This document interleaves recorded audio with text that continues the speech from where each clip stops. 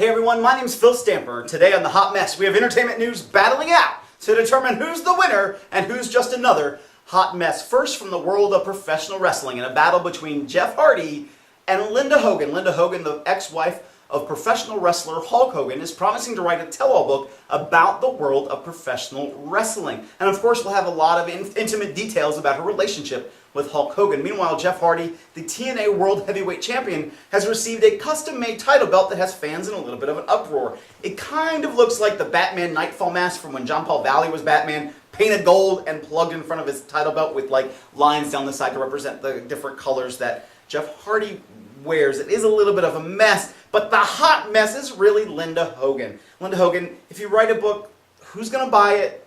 Who's going to read it? And even more, who's kind of going to care? Jeff Hardy is still on television and is going to be the TNA champion and is going to be a contender in the world of professional wrestling for a time to come, unless his convictions go through and he's put into jail for drug possession charges that are still pending in North Carolina. Yeah. In epic tech fail news, it's a battle of Firefox Mozilla against X-Box Kinect. X-Box Kinect now has, a user has now found a way to hack it and use it for a Linux-based operating system for the PC. Now, Xbox is saying, hey, our system is not hackable. This user was just able to build a driver support system for it to be used on Linux. But for the full experience, make sure you play it on Xbox. It's the only place you can really do that. Now, all right, now that I've said that, this is definitely the hot mess. And fans, you need to pay a lot of attention to this one, and please read down below for more information. Mozilla Firefox now has an add-on called Firesheep that Mozilla will not block. Firesheep allows users with no ability to hack or programming understanding. Basically, it's a hack for dummies. If you're, let's say, using a public Wi-Fi system or a hardware system like an Ethernet system at your college, and you are using Firesheep, you can find out other users' login information for social media sites like Facebook, Twitter, MySpace, Windows Live, and more.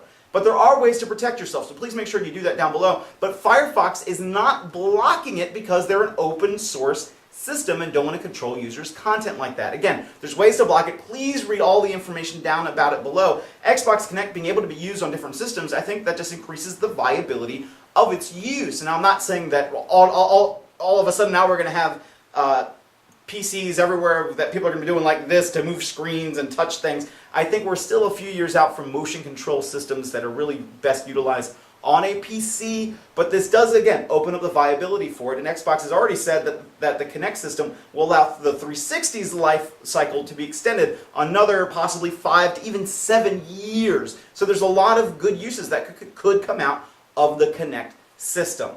In celebrity battle news, that's right, this is where I know you like it, Harrison Ford versus Megan Fox and, well, Lynda Carter. Lynda Carter has called out Megan Fox to say, hey, stop disparaging the name of Wonder Woman. If you don't understand the character or what she's all about, that's not anybody else's fault but your own. She is a great character. Meanwhile, Harrison Ford has told legions of Star Wars fans, well, Han Solo was not a great character and he should have died in the Star Wars movies, but for George Lucas it was all about the merchandising, and it's easier to sell a Han Solo toy if he's still kind of alive in that universe as opposed to a Han Solo dead action figure, and I think that part was a direct quote. So who's the hot mess?